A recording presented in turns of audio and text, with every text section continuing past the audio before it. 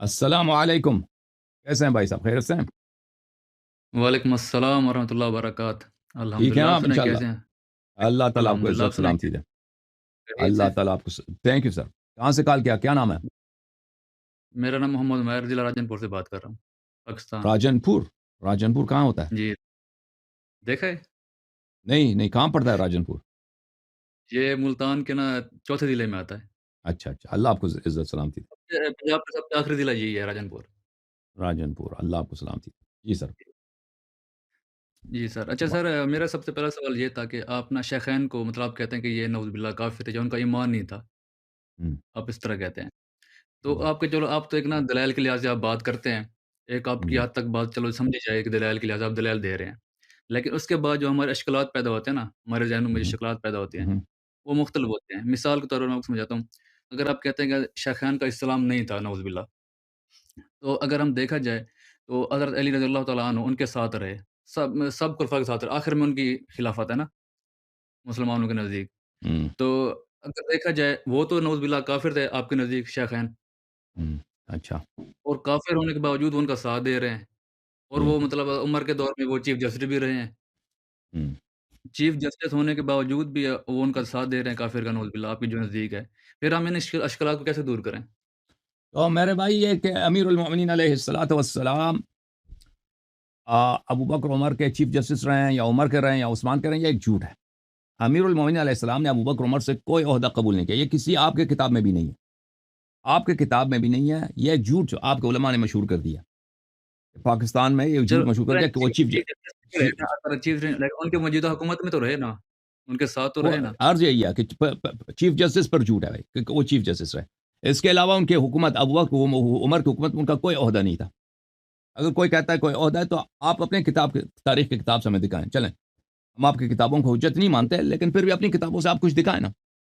یہ جھوٹ مشہور صحیح، کر دینا دیکھیں، کیونکہ اہل بیت علیہم الصلاۃ والسلام حق کے معیار ہیں۔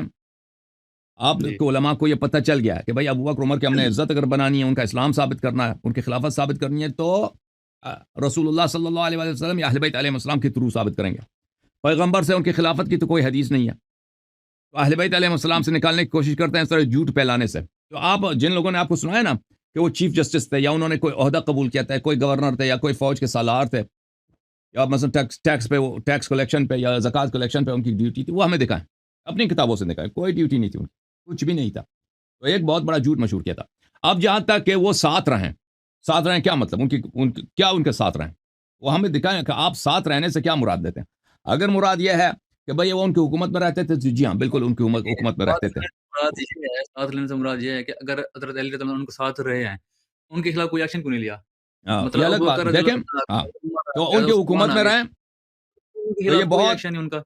یہ دو بہت باتیں ہیں نا، ایک دفعہ ساتھ رہنا کہ بھائی میں آپ کا ساتھ ہوں، میں آپ کو سپورٹ کر رہا ہوں، یہ الگ بات ہے۔ پھر وہ تو آپ ثابت نہیں کر سکتے کہ انہوں نے تائید کی ہو، انہوں نے سپورٹ کی ہو، انہوں نے ان کے حق میں کوئی خطبے وغیرہ دیے ہوں، کچھ بھی نہیں ہے، ٹھیک ہے نا، وہ تو کچھ بھی لیکن نہیں ہے۔ ہماری کتب آپ اپنے کتب سے، میں نے ان عرض کے کیا کہ آپ کو علماء لے کے آئے نا، اپنے کتاب سے لے کے آؤ، چلیں یہ چیف جسٹس تھے، یا فوج کے سالار تھے، یا گورنر تھے، یا ان کی جانب سے فوج لے کے گئے کہیں پہ حملہ کیا، وہ تو کچھ بھی نہیں ہے نا۔ نہیں تو لیکن ساتھ رہنے کا ابو صرف بکر یہ مطلب ہوا، آپ بات کرنے دینا ہماری- پلیز، بات جی کرنے جی دیں۔ کریں ساتھ رہنے کا جی مطلب یہ ہوا کہ ان کی حکومت میں رہتے تھے۔ اب ہندوستان میں کتنے مسلمان رہتے ہیں بھائی؟ پاکستان سے زیادہ تو ہندوستان میں مسلمان ہیں، کتنے کروڑ ہیں وہاں پہ؟ جی بالکل ہوں گے کوئی 200 کروڑ 20 کروڑ مسلمان ہوں گے، 180 200، معاف کیجیے گا 18 20 کروڑ مسلمان ہوں گے ہندوستان میں، تو وہ کس کی حکومت میں رہتے ہیں بھائی؟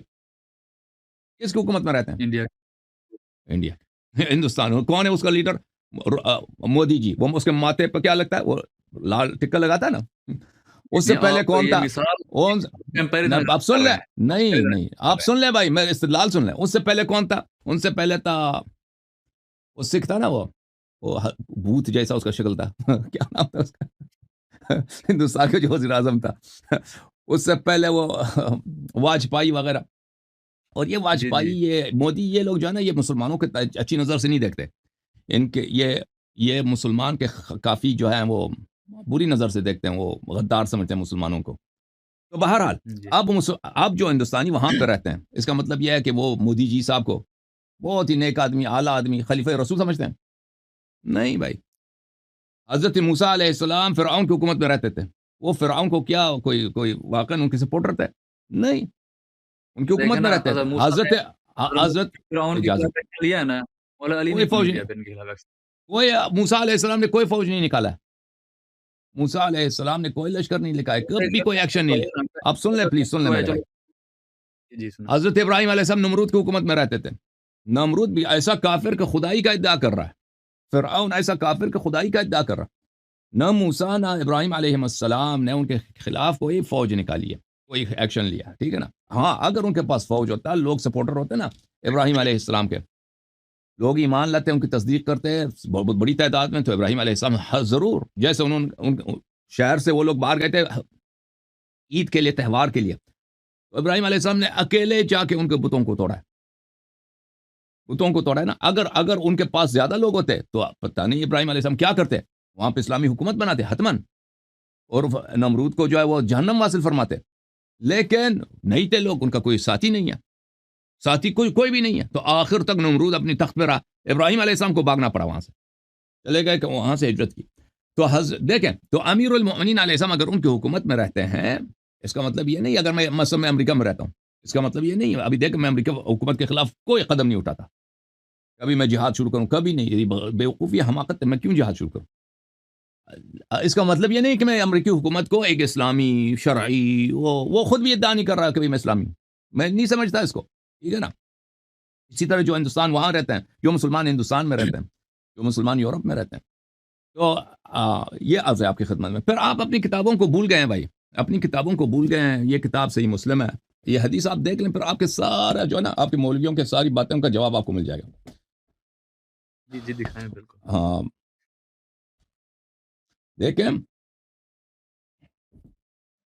یہ صحیح مسلم ہے، چاپ دار احیاء تراث العربی، چاپ دار الفکر، سنہ 2010 میں دار الفکر بیروت میں چھپی ہے. یہاں یہ کتاب الامارہ ہے، کتاب الامارہ. دیکھیں، یہ کتاب الامارہ یعنی بادشاہت، سیاست کے احکام. یہاں پہ ملاحظہ فرمائیں، یہاں پہ ایک باب ہے، باب الامر بالصبر عند ظلم الولاة واستعثارهم. رسول اللہ صلی اللہ علیہ وسلم نے فرمایا، اگر آپ کے حاکم، آپ کے وقت کے امام، آپ کے خلفاء پہ ظلم کریں تو آپ کیا کریں؟ صبر کریں. وہ جب ظلم کریں، واستعثارهم، جب وہ آپ کے حقوق چھین لیں، آپ کے حق کو وہ نہیں دیتے بھائی، آپ پہ ظلم کرتے ہیں، آپ کے حق کو وہ چھین لیتے ہیں، آپ صبر کریں. دوسرا باب جو ہے دیکھیں، باب فی طاعت الامراء وان منعوا الحقوق. امیر کا آپ نے طاعت کرنا، چاہے وہ کتنا فاسق آدمی ہو، اور مسلمانوں کے حقوق کو وہ پامال کرتا ہے. آپ کے حق کو، مثلا آپ کا جو حق بنتا ہے، آپ کا گھر ہے، آپ کی تنخواہ ہے، آپ کی جو جائے، وہ چھین لیتا ہے آپ سے. آپ کو لڑنے کا، ایکشن لینے کا اختیار نہیں ہے، بلکہ آپ کو صبر کرنا ہوگا. اچھا، پھر اس سے اگلا، باب الامر بلزوم الجماعة عند ظهور الفتن وتحذير الدعاة الى الكفر ووجوب ملازمة المسلمين في كل حال وتحريم الخروج على الطاعة ومفارقة الجماعة. اس باب میں یہ ہے کہ آپ مسلمانوں کی جماعت کے ساتھ رہیں ہر حالت میں، اور یہ حرام ہے کہ آپ خروج کریں حاکم وقت پر، چاہے وہ کتنا فاسق ہی کیوں. پھر اس میں جب آپ احادیث میں آ جاتے ہیں، تو احادیث میں تو یہاں تک ہے کہ اگر حاکم وقت شیطان بھی ہے، آپ اس کی اطاعت کریں. شیطان بھی حاکم وقت بن جائے تو اس کی اطاعت کریں. تو لذا میرے بھائی، جب آپ کا اپنا عقیدہ ہی یہی ہے کہ حاکم وقت چاہے شیطان ہے، رسول اللہ صلی اللہ علیہ وسلم نے فرمایا کہ جتنا ظالم ہے آپ صبر کر رہے ہیں، وہ جو آپ کا حق لے لیتا ہے، آپ صبر کریں، آپ کو تلوار نکالنے کا حق نہیں ہے. تو پھر آپ تو نہیں کہہ سکتے کہ امیر المومنین علیہ السلام نے کیوں تلوار نہیں نکالا ہے. ٹھیک ہے نا. ایک چیز جب حرام ہے، ابھی دیکھو، ابھی آپ مسلمان ہیں، میں بھی مسلمان ہوں، ابھی قرآن پڑھنا ثواب ہے. ٹھیک ہے نا. اگر آپ قرآن پڑھ رہے ہیں تو میں آپ کو اعتراض کر سکتا ہوں کہ تم کیوں قرآن پڑھ رہے ہو. بالکل. کوئی اعتراض کرے تو اس کا مطلب ہے کوئی مسلمان نہیں ہے، وہ تو ایتھیسٹ ہوگا نا، بے دین ہوگا. آپ کے نزدیک مولا علی نے پھر صبر کیا ہے. ابھی ایک شخص شراب نہیں پی رہا، او بھائی، وہ جو آپ اعتراض کرے کہ آپ شراب کیوں نہیں پی رہے، وہ مسلمان ہوگا یا دنیا کا سب سے بڑا فاسق ہوگا؟ نہیں، مسلمان تو اگر فاسق ہوگا نا، دائرہ اسلام سے خارج تو نہیں ہوگا نا. اگر کوئی آپ کا اعتراض کرتا ہے کہ آپ کو شراب پینا چاہیے، آپ شراب کیوں نہیں پی رہے، آپ کو زنا کرنا چاہیے، آپ زنا کیوں نہیں کر رہے، وہ مسلمان یا کافر ہے؟ نہیں، مسلمان ایسا کہہ سکتا ہے بھائی؟ ختم بات. نہیں کہہ سکتا نا. وہ مسلمان ہو، مسلمان مجھ پہ اعتراض کر سکتا ہے کہ تو زنا کیوں نہیں کر رہا، تو شراب کیوں نہیں پڑھا، تو نماز کیوں پڑھتا ہے. جب آپ کے مذہب میں یہ ہے کہ رسول اللہ صلی اللہ علیہ وسلم نے کہہ دیا ہے کہ حاکم وقت ظالم ہے، شیطان ہے، جیسا بھی، اس کے خلاف آپ تلوار نہیں اٹھا سکتے، تو پھر آپ کا یہ سوال کہ امیر المومنین علیہ السلام نے تلوار کیوں نہیں نکالا، اس طرح کہ آپ مجھ سے سوال کریں کہ تم کیوں قرآن پڑھتے ہو، تم کیوں شراب نہیں پیتے، تم کیوں بھائی تم کیوں نماز پڑھتے ہو، نماز کی جگہ جا کے لواط کیوں نہیں کرتے، اس میں بڑا مزہ ہے۔ تو اس کا مطلب یہی ہوگا کہ سامنے والا یہ تو مسلمان تو ہو نہیں سکتا نا، اس طرح کا سوال کرنے والا، اس کا سوال کرنے والا ایک کافر ہے، کیونکہ وہ شریعت کو نہیں مان رہا، ٹھیک ہے نا۔ تو آپ کو یہ جو سوال آپ کے مولویوں نے آپ کو سکھایا نا، یہ آپ کی یہ سوال کا اساس کفر پر ہے، نہ ایمان پر۔ ہاں ہاں میں کسی مولوی کی طرف سے نہیں آیا ہوا، میں خود سرچ اور یہ جو ہے نا آپ کے مولویوں کے پاس اس کے سوا کچھ ہے بھی نہیں، ان کی تقریر سنے نا وہ آخر میں اسی پہ آ جاتے ہیں، ادھر جاؤ ادھر جاؤ، اس کے دلیل امیر المومنین علیہ السلام نے ان کے خلاف تلوار نہیں اٹھایا، بات ان کی یہی ہے۔ پھر مولا حسین نے یزید کے خلاف کیوں خروج کیا؟ وہاں پہ بھی صبر کرنا چاہیے تھا نا، وہ تو فاسق تھا بالکل، اب تو کہتے تو ہیں کہ دیکھیں فاسق کے خلاف خروج نہیں ہے۔ اب سن لو، جی شیعہ مذہب میں یہ نہیں ہے کہ آپ حاکم وقت کے خلاف خروج نہیں کر سکتے، یہ آپ کا مذہب ہے، میں نے آپ کے مذہب کے مطابق اچھا جواب دیا۔ شیعہ مذہب صحیح ہے، میں امام معصوم کو حق ہے، امام معصوم کو حق ہے کہ اگر اس کے پاس ساتھی ہیں چاہے وہ کم بھی کیوں نہ ہو، وہ حاکم وقت کے بالکل خلاف خروج کریں۔ امام حسین علیہ الصلاۃ والسلام کو لوگوں نے نصرت کے وعدے دیے ہیں، جب وہ مدینے میں تھے وہاں سے مکے چلے گئے تو وہاں پہ ہزاروں کی تعداد میں خط آئے تھے، خطوط آئے تھے کہ ہوں آپ آ جائیں، ادھر شام آ جائیں، کوفہ آ جائیں، ہم آپ کے سپاہی، ہم آپ کے لشکر ہیں، پورا عراق آپ کے ساتھ ہے، ہزاروں کے تعداد، ایک خط نہیں ہزاروں کی تعداد میں خط آئے تھے۔ پھر انہوں نے اپنے چچا کے بیٹے جناب مسلم ابن عقیل ابن ابی طالب رضی اللہ عنہم جی اجمعین ان کو کوفہ بھیجا ہے کہ آپ چیک کریں وہاں کے حالات کو، آپ جو اپنی چشمدید جو حالت ہے مجھے بتائیں، اور خط دیا کہ یہ میرا بھائی ہے، یہ میرا چچا زاد بھائی ہے، میرا بھائی ہے، میں ان کو میرا نمائندہ ہے، ان کو بھیج رہا ہوں تاکہ یہ مجھے بتائیں۔ تو مسلم ابن عقیل جب آئے کوفے تو کوفے والوں نے ان کی بڑی استقبال کیا، سب نے ان سے بیعت کیا، اور وہاں پہ انہوں نے بہت ہی ان کا شاندار وعدے کا اور پورے جوش و خروش سے ساتھ دینے کے وعدے دیے۔ تو انہوں نے خط لکھا امام حسین علیہ السلام کو کہ آپ تشریف لائیں، پورا عراق آپ کے ساتھ ہے۔ تو اس طرح اگر امام حسین، لیکن امام حسین علیہ السلام کو بخوبی پتہ تھا کہ وہ کربلا جائیں گے، عراق جائیں گے تو وہاں شہید ہو جائیں گے، کیونکہ رسول اللہ صلی اللہ علیہ وسلم نے بتایا تھا، وہ تو ان کو بخوبی معلوم تھا۔ لیکن اگر وہ نہ جاتے نہ نکلتے تو پوری تاریخ ان کو کنڈیم کر دیتی کہ آپ کے ساتھ عالم اسلام کا سب، وہ اس وقت عراق جو تھا نا وہ صرف ابھی موجودہ عراق نہیں ہے، یہ پورا جو جی آپ کا بس عراق سے لے کر آپ کا یہ پورا تہران، یہ خراسان، یہ سب اسی گورنرشپ کے انڈر تھے، یعنی جی یہ جی کئی ممالک آج کے دور میں دیکھیں کئی ملکیں بنتی ہیں، پورا عراق، پورا ایران، پاکستان کے کچھ حصے، افغانستان کے کچھ حصے، ازبکستان کے کچھ حصے اس میں آ جاتے ہیں۔ یہ پورا علاقہ آپ کے صحیح ساتھ تھا، یہ پورا جو اتنے لاکھوں کی تعداد میں فوج تھی، آپ نے خود نہیں قبول کیا، اور آپ مکے میں رہیں، اور وہاں پہ کیونکہ یزید نے تہیہ کر رکھا تھا کہ حج کے موسم میں ان کو شہید کیا جائے مکے میں، وہاں پہ لوگوں کو بھی بھیجا تھا، کیونکہ صحیح مکے میں تو کوئی لڑائی لڑ نہیں سکتا، وہاں پہ انہوں نے ان کو اس طرح بھیجا تھا کہ وہ اپنے احرام کے لباس میں تلوار چاقو وغیرہ ساتھ رکھیں تو وہ حج کی حالت میں جا کے ان کو مار دیں۔ تو امام حسین علیہ الصلاۃ والسلام اگر ادھر یا مکے میں شہید ہو جاتے یا کربلا آ جاتے، اگر مکے میں رہتے تو پہلی بات ہے کہ مکے کی جو قداست ہے کہ وہاں پہ لڑائی نہیں ہونی چاہیے، وہاں وہ جو ہے وائلیٹ ہو جاتا، اور وہ نہیں چاہتے تھے کہ ان کی وجہ سے مکے کی جو ہے وہاں پہ خون ریزی ہو، کوئی کعبہ حرم کی کوئی بے حرمتی ہو، ان کی روایات بھی ہیں اس مسئلے پر۔ دوسری بات ہے جب وہ صحیح شہید ہو جاتے حجاز میں تو پوری تاریخ ان کو کنڈیم کر دیتی کہ آپ کے ساتھ تو یہ جب اتنے لوگ آپ کے ساتھ ہیں اور وہ چاہتے ہیں کہ آپ ان کے امام ہیں، وہ چاہتے ہیں کہ آپ یہاں پہ حکومت بنائیں، اسلام اپنے نانا کی دین کے آپ احیاء کریں اور بنی امیہ کے ظلم کا خاتمہ کریں، تو آپ نے کیوں نہیں کیا؟ آپ کی اپنی غلطی ہے، ٹھیک ہے نا۔ اور امیر المؤمنین صحیح علیہ الصلوۃ والسلام کے زمانے میں جب رسول پاک صلی اللہ علیہ وسلم فوت ہو گئے تھے تو ان کے ساتھ کوئی نہیں تھا، سپورٹر کوئی نہیں تھا ان کے ساتھ، سب لوگ مل گئے تھے ابوبکر عمر کے صحیح ساتھ، سوائے 4-5 آدمی کے ان کے پاس کوئی نہیں تھا، تو سب لوگوں نے ان کی طرف پشت کیا تھا، تو اس لیے ان کا امیر المؤمنین علیہ السلام کا مولا علی سچویشن کے اقتدار امام حسین علیہ السلام کی سچویشن خروج کے ساتھ بڑا مختلف ہے۔ جی سر بولے مزید۔ جی میں کہہ رہا تھا کہ مطلب مولا علی کی جو آپ کہتے ہیں کہ مطلب ان کی تعداد کم تھی ساتھیوں کی، اس لیے انہوں نے خروج نہیں کیا۔ نہیں تھے، کم کیا تھے، بالکل نہیں تھے، 4-5 آدمی وہ گنتی میں آتے ہیں، جب سامنے والے پورا عالم اسلام بادشاہ کے ساتھ ہے، 4-5 نہیں ہے، اس طرح نہیں کہ کم ہے ہی نہیں بھائی۔ چلے میں دوسرا سوال کر لوں پھر۔ بسم اللہ بسم اللہ، کیا نام تھا آپ کا؟ میں بھول گیا نام آپ کا۔ عمیر عمیر جی جی عمیر۔ عمیر صاحب، دوسرا سوال کیا آپ کا؟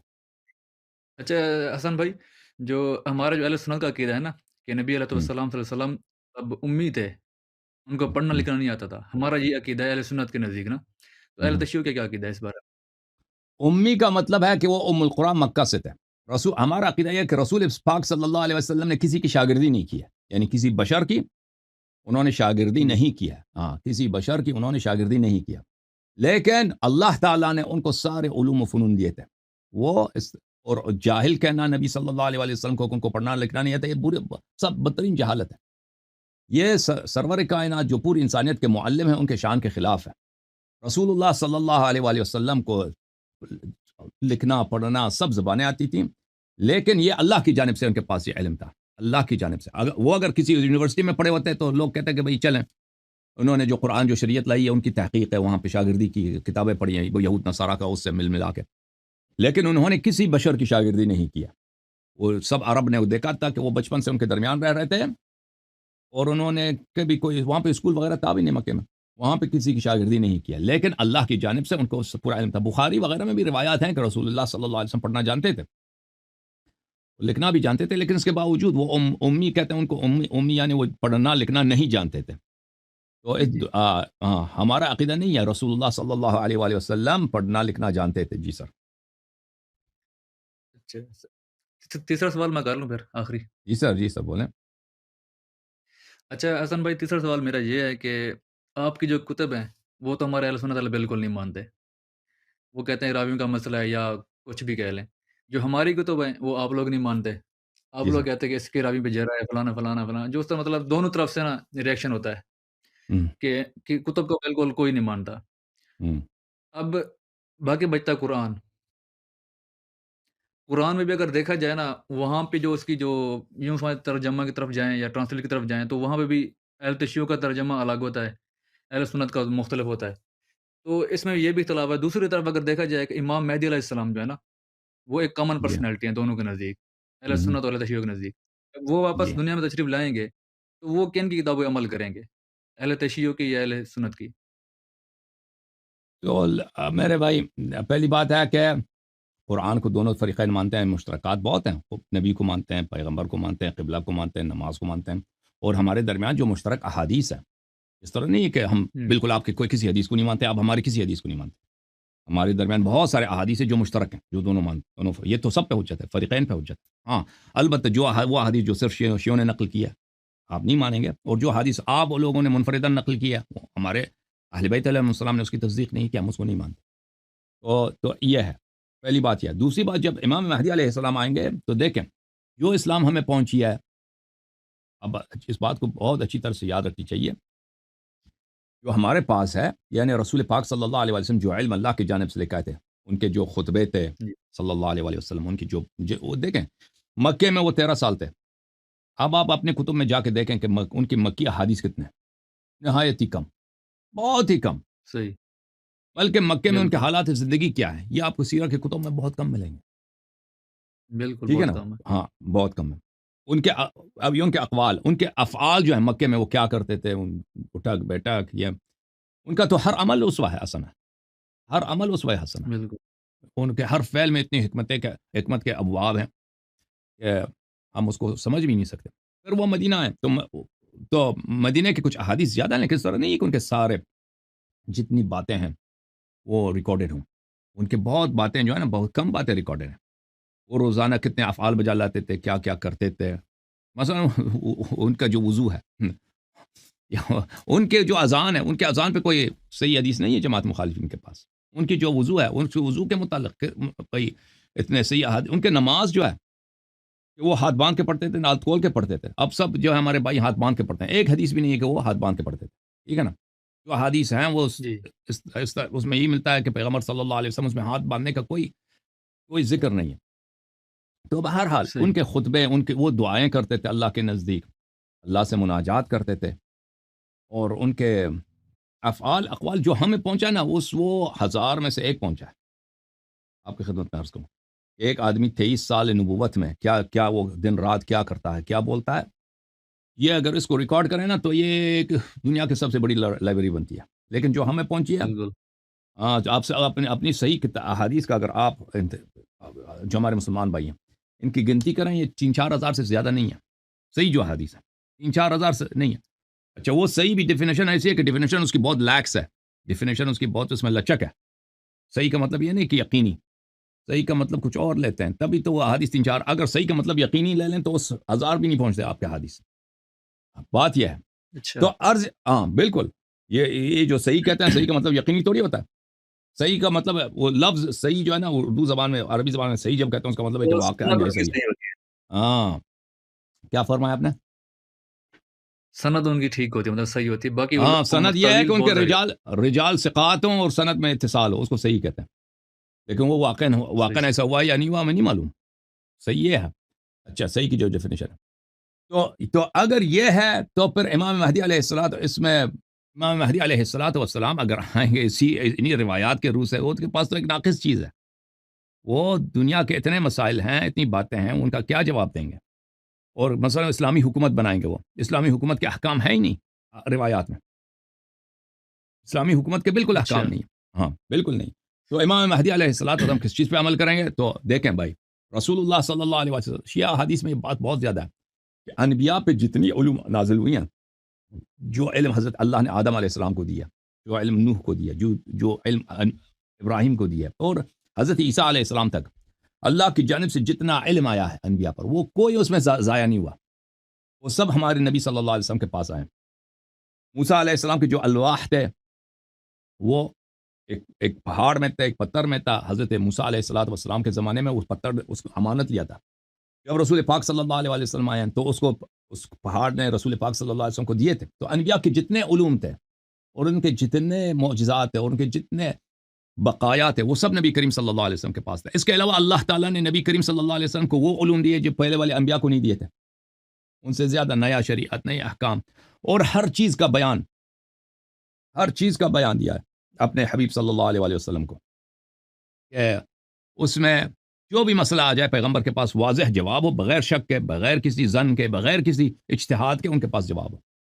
تو یہ علوم سب اللہ تعالیٰ اس یہ پیغمبر صلی اللہ علیہ وسلم کے جانے کے بعد یہ ضائع نہیں ہوئے کہ یہ گم ہو گئی, پیغمبر چلے گئے تو بھی ختم ہو گئے. یہ انہوں نے اپنے وسیع امیر المؤمنین علیہ السلام کو دیے. امیر المؤمنین علیہ السلام نے اپنے وسیع امام حسن اور امام حسین علیہ السلام کو دیے, اور امام حسین علیہ السلام نے اپنے وسیع امام زین العابدین علیہ السلام کو دیے, اور یہ چلتا گیا امام عصر علیہ السلام کو. تو امام عصر علیہ السلام کو وہی علم جو پیغمبر صلی اللہ علیہ وسلم کی سینہ اقدس میں تھا وہ ان کے پاس ہے. اس کے علاوہ کتب ہیں, انبیاء سلف کے کتب ہیں جو رسول اللہ صلی اللہ علیہ وسلم نے احکام امیر المؤمنین علیہ السلام کو لکھائے تھے, وہ ہیں. وہ سب کس کے پاس ہے؟ امام مہدی علیہ السلام کے پاس ہے. ان کے پاس وہ علوم ہیں جو وہ محتاج نہیں, نہ شیعہ کتاب کے محتاج ہیں, نہ مخالفین کے کتابوں کے محتاج ہیں, کیونکہ یہ کتابیں جو ہیں ان میں ساری باتیں نہیں ہیں. سب باتیں شریعت کی جتنی باتیں ہیں اور عقائد کے سب باتیں ہیں اس میں نہیں, ان کتابوں میں نہیں ہیں. اوکے